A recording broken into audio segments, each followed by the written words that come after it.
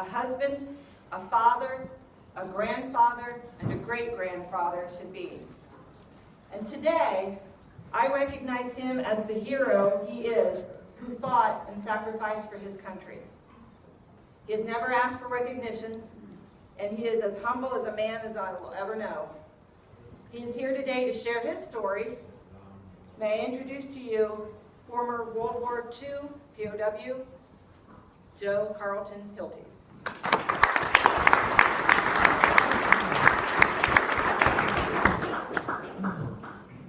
First of all, how many World War II guys are here today? Oh, quite a few. Great. Well, I'm going to try to, I never really spoke before a bunch of adults before. Usually been school kids.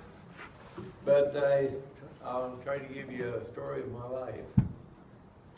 I graduated from Spencerville High School in 1942. I was 17, and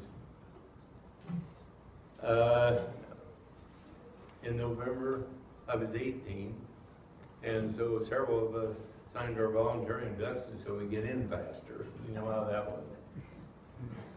And anyway, in January they really called us out. In April, I went to Camp Perry, and there they sent me to Camp Gruber, Oklahoma, and I was put in an Army band. I played trumpet from the time I was a kid till I got out of high school, and I was in that until later, but I went from Camp Gruber to Camp Landing, Florida, and then that's where they got a band together. And from there we took a convoy to Camp Van Dorn, Mississippi. A story I've got to tell you, my best, now this is not nice, but I'm still have to tell it. I got a friend, his name was Sharpie Fry, and he was a Sharpie with women.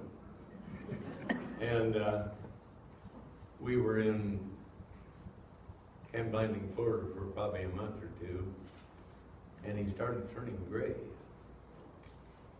And I said, Sharpie, what's the matter? And he had to cry. He said, from Camp Gruber, Oklahoma to Camp Landing, Florida, probably 5 days by train. And we stopped either in Nashville or Knoxville. There were a couple of days, and we went on. And what I'm trying to tell you about, he had to cry, and he said, Joe, what am I going to do? I have 2 women pregnant. I've got to marry them.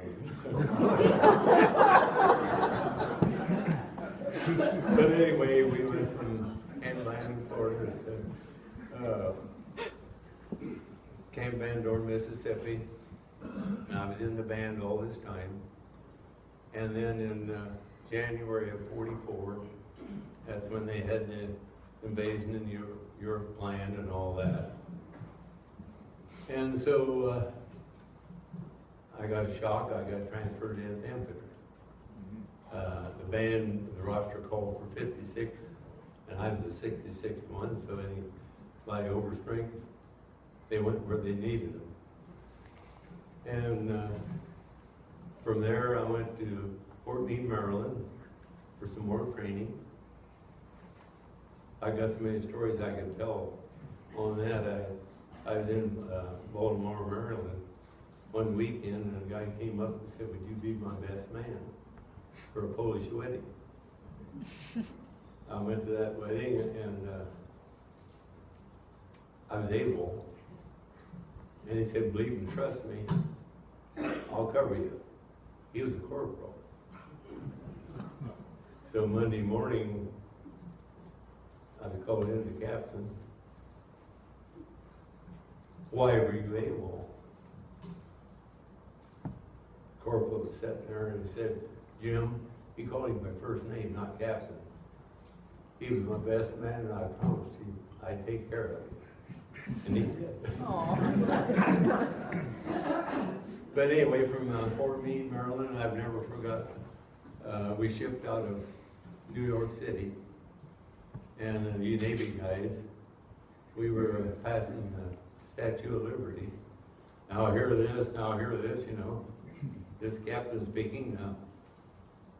Look at Statue of Liberty, because some of you will never see her again. And that didn't mean anything, but it really did mean something. Anyway, from there we went to head for Naples, Italy. And had a few scares on the way. Then we went to, they called it was a dairy farm. There was a big replacement depot. They said there was roughly 100,000 guys there as replacements. And then I got back up from Africa up to Italy, and then southern France. He had the 3rd, 36th, and 45th Division. I was in the 36th. That was the Texas National Guard Division. Anyway, we had towns there. We had Santa Maria and Caserta we go to, and I went into Naples a couple of times. And then right after the invasion of southern France, they put us on a boat. And we headed up, and we got off at Marseille. It wasn't safe yet to go up to the docks, so we had to go over the side, get into small boats to land. And then that's where I joined the 36th Division, and after we landed. And we went on up through France and a few skirmishes. And then we got to as near as I can figure out, was Byers, France, in edge of the Vosges Mountain. And then I got another thing I never forgot. Well, okay, we started out, I'm talking about at the time I got captured. This is one I never forgot. There was, we were replacing some troops out of the 42nd Japanese American bunch. They were a backup for the 3rd, 36th, and 45th Divisions. Any battalion or company got in trouble, that was their job to go and help us. But the one I never forgot is they were coming back and we were going up. And this young boy sat there and tears running out of his eyes. And I said, back then, their wife that they'd been going for a month or a year or so was pregnant, or they broke up or something happened. Tears running down his eyes, and I said, what's the trouble? Your girlfriend dumped you or something? And he said, no. He said, now I've never forgot this. He said, my mom and dad, they locked them up because they're Japanese, and I'm an American fighting for America. And I never forgot that. But anyway, then we went on, and we were in the Vosges Mountains, and we got surrounded with an SS division. And we were there for a week. We had no food or water, and 88s never stopped coming in, just day and night. And that was hard to, because if you got hit bad, you were done. So I usually volunteered to go on patrol because you get away from the 88s coming in all the time. And I always remember there was one place, I see nobody had water to drink. And believe me, after a few days, even water tastes good. But a guy would say, I'm going to get water tonight, be cold black. And I often thought they had to have night vision of some kind, because they'd be going for 15 minutes, a half hour or so, and you'd hear, and they never come back. So I was assumed that. Anyway, a little later on, we were on patrol to try to get some food, because see, we hadn't had anything to eat for almost a week or drink. And we were going from one stretch of road, woods, to an open field and an angle. And then they cut loose on us, and most guys were almost out of ammunition, because see, they couldn't get anything to us. And then that's when I got captured. And then after that, we had quite a time with, sometimes after so many years, I can finally talk about things. Remember when we got captured, the one that bothers me yet today is, you had to get down on your hands and knees, put your hand over your head, and if you look, they just shot them in the head. So enough guys passed word, do not look, or they'll shoot you. And I remember they shooting one after another. The guy right side of me, they stopped. And this young German, he was just screaming and hollering. And I'll never forget, an officer, he had to be fairly high ranking, because he had his black spats on. You've probably seen them, and you guys. And he stopped it. So that was a close one. Anyway, we started walking on, and done a lot of walking. We out here with no homes in sight, a crossroad, and I never forgot that. As the first we got to eat, they got a map out. We went around, got their shovels out, and dug up bread. Now the bread, let's see, I gotta find that someplace. They weren't very big, probably a loaf about so big. And when they give you a loaf of bread, that's for a week. So you had to learn to make it last. And I gotta tell you that the recipe for the bread, they found that in some German literature, you know.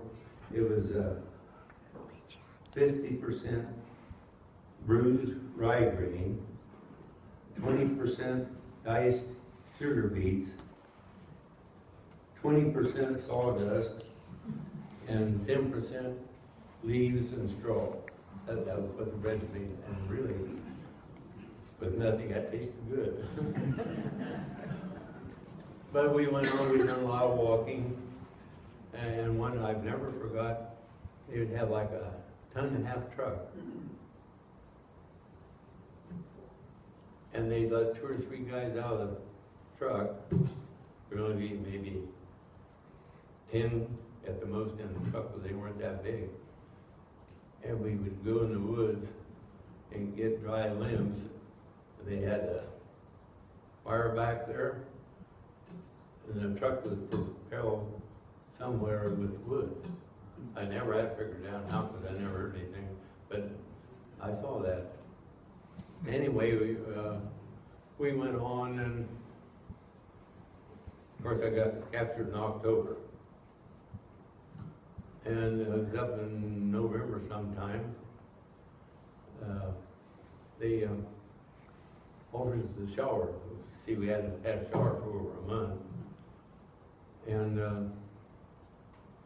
had you take all your belongings out, and when you come out, you'll have clean clothes. We did have clean clothes. Brush and pair of pants, a French jacket, and wooden shoes. They took our shoes. And